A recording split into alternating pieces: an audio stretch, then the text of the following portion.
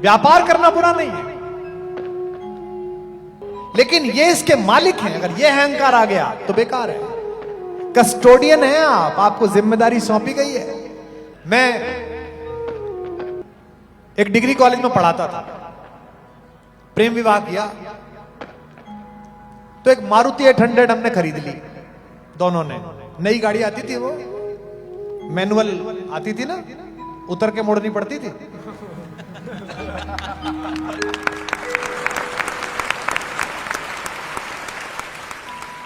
उस कॉलेज में जहां मैं पढ़ाता था और मेरी श्रीमती जी पढ़ाती थी, 2 कॉलेज थे, वहां 300 प्रोफेसर काम करते थे, 100 गर्ल्स कॉलेज में और 200 बॉयज और कोएड में। और मेरे पास एक गाड़ी थी। उस कैंपस में लगभग 70-80 लोगों के पास कार थी। जाड़ों का समय था। जिस शहर में मैं था, भरतपुर में, राजस्थान में नौकरी करता था, वो छोटा सा कस्बा था, तो रात को 7-8 बजे लोग सो जाते थे। मैं एक शहर में कोई कवि गोष्ठी हुई थी, उसमें आमंत्रित था। अब एक तो प्रेम विवाह, 2 साल के अफेयर के बाद, एक नई नई शादी, पत्नियां प्रतीक्षा करती हैं कि खाना साथ खाएं। बाद में तो पता होता है कि ये अपना खाई जाएगा तो अपना खा। हाँ, कहा था किसकी वेट करें। तो मैं चला गया साहब कवि गोष्ठी में। पत्नी से मैंने कहा कि मैं 9 बजे तक आ जाऊंगा, खाना साथ खाएंगे जैसा उसने कहा। गाड़ी लेके चला गया। वो कवि गोष्ठी थोड़ा लेट शुरू हुई, फिर मेरा नंबर आया। जनता को रस आना लगा, मैंने भी लंबी सुना दी। 10:30 बज गए।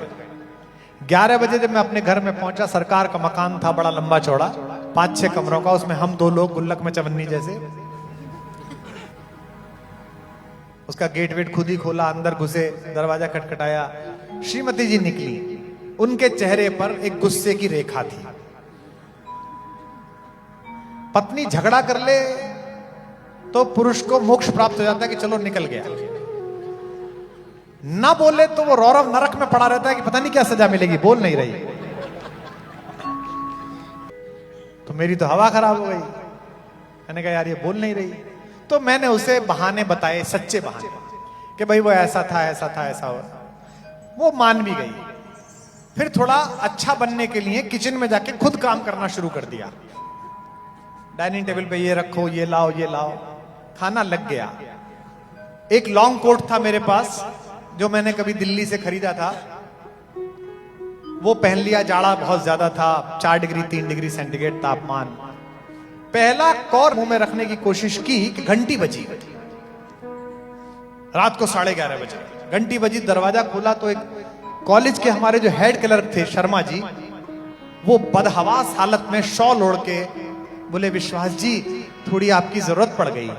बुजुर्ग थे, 58 साल के होंगे। मैंने कहा भाई साहब बताएं। मैं तो जवान था, 26-27 साल का। मैंने कहा भाई साहब आदेश करें।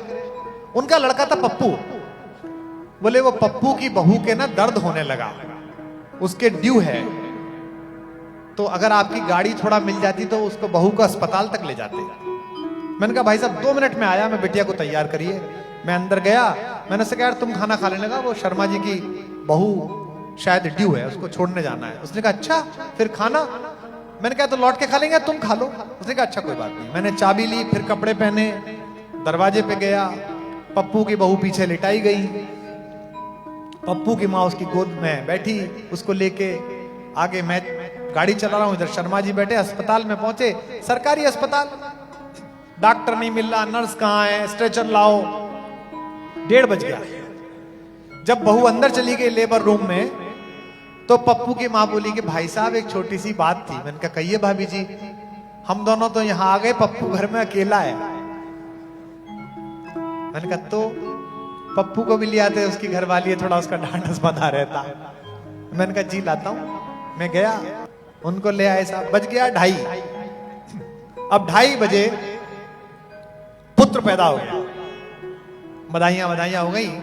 शर्मा जी ने खुद कहा कुमार जी बहुत देर हो गई, आप घर चले जाइए, हम सुबह को किसी माध्यम से आ जाएंगे। मैंने कहा देख लीजिए।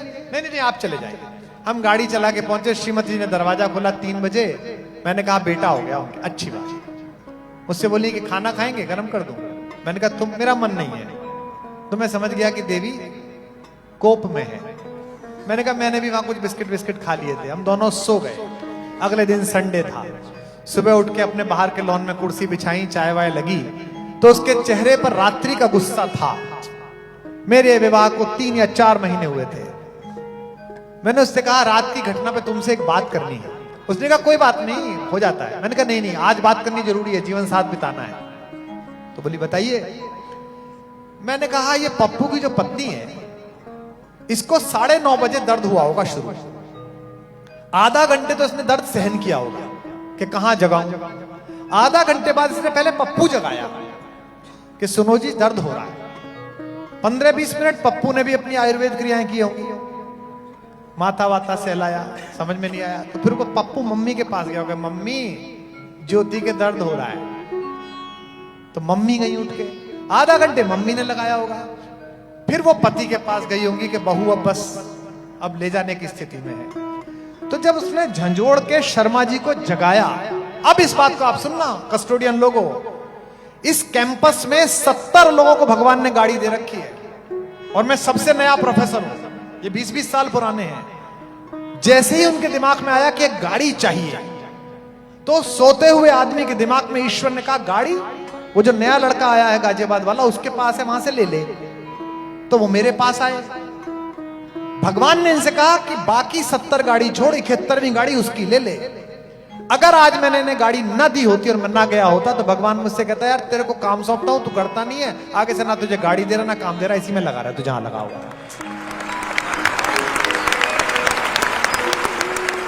तो ये मैं इस गाड़ी का कस्टोडियन हूं, मैं इसका ओनर नहीं हूं। और वो दिन है कि आज का दिन है। आप सब भी अपने घर में संकल्प लीजिए, चीजें पुरानी हो जाएं और अगर सामर्थ्यवान हो तो उन्हें बेचना मत। अगर सामर्थ्यवान हो कि सोफा नया खरीद सकते हो तो उसको बेचना मत। अगर सामर्थ्यवान हो कि कपड़ा नया खरीद सकते हो तो पुराने को बेचना मत। उसको उन्हें देने की कोशिश करना जिनकी सामर्थ्य में इतनी कमी है कि तुम्हारे सोफे से काम चला सके।